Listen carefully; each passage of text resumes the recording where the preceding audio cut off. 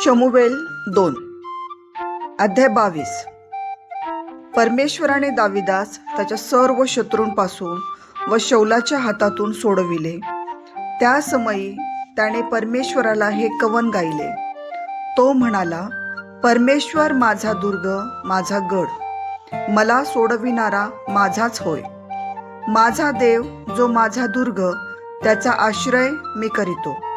तो माझे कवच, माझे तारणशृंग, माझा उंच बुरुज, माझे शरणस्थान आहे। माझ्या उद्धारकर्त्या, घातापासून तू मला रक्षितोस।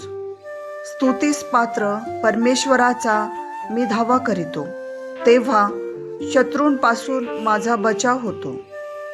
मृत्यू तरंगांनी मला वेष्टिले, अधर्माच्या पुरांनी मला घाबरे केले। अधोलोकाच्या बंधनांनी मला घेरिले, मृत्युपाश मजवर आले। मी आपल्या संकटात परमेश्वराचा धावा केला। माझ्या देवाला मी हाक मारिली, त्याने आपल्या मंदिरातून माझी वाणी ऐकली। माझी हाक त्याच्या कानी गेली, तेव्हा पृथ्वी हलली व कापली। आकाशाचे पाय डळमळले, त्याला झोके बसले, कारण तो संतप्त झाला होता। त्याच्या नाकपुड्यातून धूर निघत होता, त्याच्या मुखातून अग्नी निघून ग्राशीत चालला होता। त्यामुळे निखारे धगधगत होते। तो आकाश लववून खाली उतरला, त्याच्या पायांखाली निबिड अंधकार होता। तो करुबारूढ होऊन उडाला, वायूच्या पंखांवर तो दृष्टीस पडला। त्याने आपल्या भोवती जलसंचय आणि अंतराळातील अतिधन मेघ यांच्या अंधकाराचे मंडप आपल्या सभोवार केले। त्याच पुढील तेजांतून निखारे धगधगत होते। परमेश्वराने आकाशातून गर्जना केली, परात्पराची वाणी झाली। त्याने बाण सोडून त्यांची दाणादाण केली, विजा पाडून त्यांची त्रेधा उडविली। तेव्हा परमेश्वराच्या धमकीने, त्याच्या नाकपुड्यातील श्वासाच्या सोसाट्याने सागराचे तळ दिसू लागले। पृथ्वीचे पाय उघडे पडले, त्याने वरून हात लांब करून धरिले आणि मोठ्या जलसंचयातून मला बाहेर काढले। माझा बलाढ्य वैरी व माझे द्वेष्टे यांपासून मला त्याने सोडविले, कारण ते मजहून अति बलिष्ठ होते। माझ्या विपत्काळी ते मजवर चालून आले, तेव्हा परमेश्वर माझा आधार झाला। त्याने मला प्रशस्त स्थळी बाहेर आणले। त्याचा प्रसाद मजवर होता, म्हणून त्याने मला सोडविले। परमेश्वराने माझ्या धार्मिकतेप्रमाणे मला फळ दिले। माझ्या हाताच्या निर्मलतेप्रमाणे त्याने मला प्रतिफळ दिले, कारण मी परमेश्वराचे मार्ग धरून राहिलो। मी आपल्या देवाला सोडण्याची दुष्टाई केली नाही, तर त्याचे सर्व निर्णय माझ्या दृष्टीपुढे असत। मी त्याच्या नियमांचा त्याग केला नाही।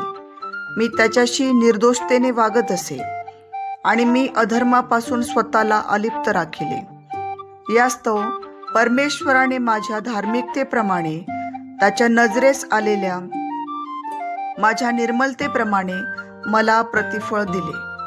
दयाळू जनासी तू दयेने वागतोस, सात्विकाशी सात्विकतेने वागतोस। शुद्ध जनाशी तू शुद्ध भावनेने वागतोस, कुटिलाशी तू कुटिलतेने वागतोस। दीन जनांस तू तारितोस, उन्मत्त जणांवर दृष्टी ठेवून त्यांचा अधपात करीतोस। हे परमेश्वरा, तू माझा दीप आहेस। परमेश्वर माझ्या अंधकाराचा प्रकाश करीतो। तुझ्या साह्याने मी फौजेवर चाल करून धावतो। माझ्या देवाच्या साह्याने मी तट उडून जातो। देवाविषयी म्हणाल तर त्याचा मार्ग अव्यंग आहे। परमेश्वराचे वचन कसास लागलेले आहे। त्याचा आश्रय करणाऱ्या सर्वांची तो ढाल आहे। परमेश्वरापरता देव कोण आहे? आमच्या देवापरता दुर्ग कोण आहे? देव माझा अढळ दुर्ग आहे।